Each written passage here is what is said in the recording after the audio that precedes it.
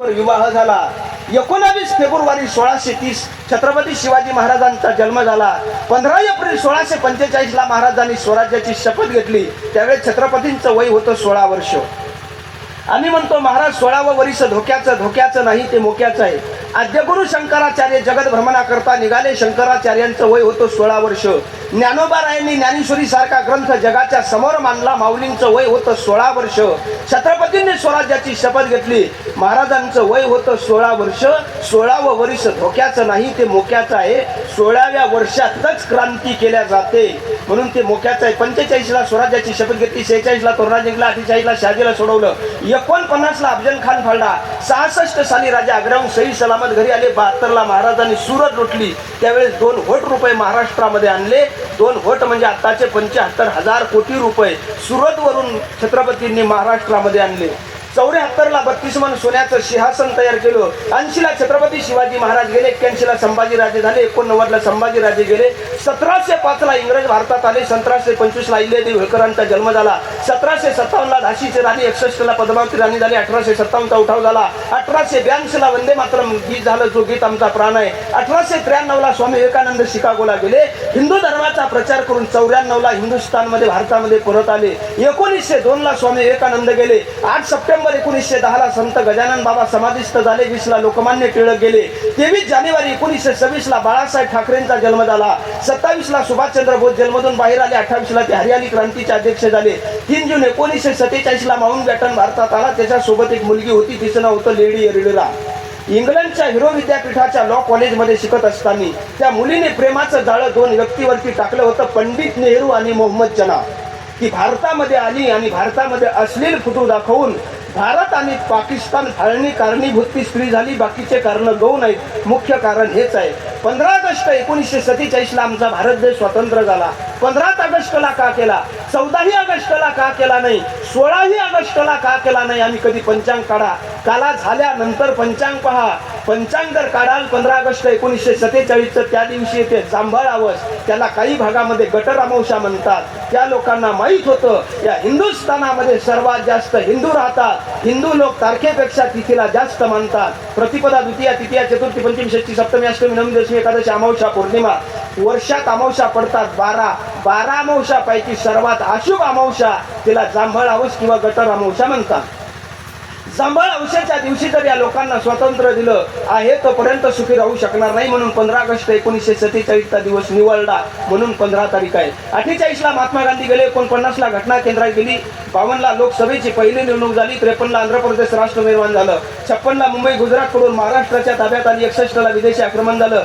63 ला भारत माझा देश आहे, सारे भारतीय माझे बांधव आहे, ही प्रतिज्ञा मुलांना शाळेमध्ये आली. 66 साली लाल बहादूर शास्त्री गेले. इंदिरा गांधी पंतप्रधान झाल्या. 69 ला 14 बँकेची स्थापना झाली. पुढे शेतकऱ्याला आधार झाला. 71 ला विदेशी आक्रमण झालं. 73 ला विसा खांडेकरला ज्ञानपीठ पुरस्कार मिळाला. 74 ला धर्मेंद्र रथा शोले हिट झाला. 83 ला कपिल देवने वर्ल्ड कप आणला. 84 ला इंदिरा गांधी गेल्या. 89 ला 18 वर्षाच्या मुलाला राजकारण करता यावं म्हणून राजीव गांधींनी मतदानाचा अधिकार दिला. 91 ला राजीव गांधी गेले. 93 ला खिलारीचा भूकंप झाला. त्या भूकंपावर 94 ला कुऱ्हाड यांनी पोट भरली म्हणून 95 ला सत्ता बदलली. अटल बिहारी वाजपेयी तुम्हाला आठवते. 99 ला भारत पाकिस्तान कारगिल नावाचं आक्रमण झालं. 2001 साली राज्याचा अधिकार केंद्रात गेला. 2005 साली विलासराव देशमुख अण्णा हजारे यांनी तो मंजूर करून आणला. 2006-07 साली महाराष्ट्राची विदर्भ कन्या राष्ट्रपती पदावर झळकली प्रतिभाताई पाटील. 2007 ला T20 वर्ल्ड कप झाला. 8 ला जागतिक मंदीचा फटका बसला. 9 ला सभा वेतन केंद्रात गेलं. 10 ला मंजूर झाला. 11 ला धोनीने वर्ल्ड कप आणला. 12 ला महाराष्ट्र 2दा रडला का? आकाशाच्या उंचीचे 2 रत्न हरवले. माननीय श्री बाळासाहेब ठाकरे, माननीय श्री विलासराव देशमुख महाराष्ट्रातले 2 रत्न गेले. 2013 साली अंधश्रद्धा कायदा निर्मूलन पास झाला. 2 जानेवारी 2014 ला महाराष्ट्रामधून मुंबईमधून पहिली मोनोरेल धावली. 2015 साली गोवंश हत्या बंदी झाली. 16 मध्ये नोटबंदी, 17 मध्ये GST, 18 मध्ये प्लास्टिक बंदी. 14 फेब्रुवारी 2019 ला या जगाने व्हॅलेंटाईन डे साजरा केला, या विश्वाने व्हॅलेंटाईन डे साजरा केला. पण तो हिंदुस्थानाकरता ब्लॅक डे ठरला का? या देशाचे 40 जवान पुलवामा हमल्यामध्ये देशाकरता शहीद झाले. या देशाकरता बलिदान दिलं. 2019 ला, 2020 आणि 21 ला या जगामध्ये ज्या बिमारीने थैमान घातलं त्या बिमारीचं नाव होतं कोरोना. कोरोनाला जागतिक लेवलचे 2 डॉक्टर, एका डॉक्टरचं नाव आहे सॉयबर टोपे, एका डॉक्टरचं नाव आहे जून अल्मेडा. या 2 डॉक्टरांनी त्याला कोविड म्हणजे कोरोना नाव दिलं. पण कोरोना हा शब्द लॅटिन भाषेमधला आहे. लॅटिन भाषा जगात मान्य नाही, जगात मान्य भाषा इंग्रजी असल्यामुळे पुन्हा नाव दिलं त्याला कोविड-19. 2022 ला भारतरत्न लता दीदी मंगेशकर गेल्या आणि 22 जानेवारी 2024 ला माझा रामलल्ला 500 वर्षापासून स्वतःच्या घराची वाट पाहत होता. 500 वर्षानंतर माझ्या रामलल्लाला 22 जानेवारी 2024 ला घर मिळालं स्वतःच. आता 2025 आहे.